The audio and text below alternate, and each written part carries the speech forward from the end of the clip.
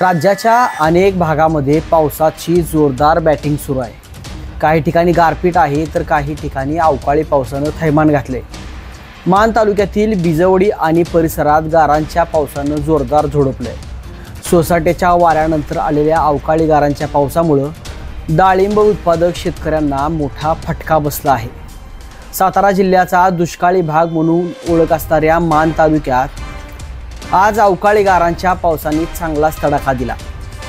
बिजवडी, जाधववाडी, तोंडले परिसराला गेला आठवडाभर पाऊस हुलकाणी देत होता। मात्र आज दुपारी अचानक मोठे वादळी वारे आल्यानंतर जोरांचा गारांचा पाऊस आला।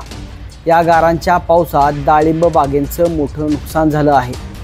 क्रॉप कव्हर टाकलेल्या बागेत गारांचा खच पडला होता।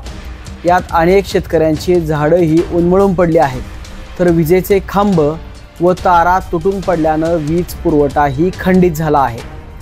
राज्यातील पावसाच्या आणि धरणाच्या बातम्या आपल्या मोबाईलवरती पाहण्यासाठी आमचं चॅनल सबस्क्राईब करा।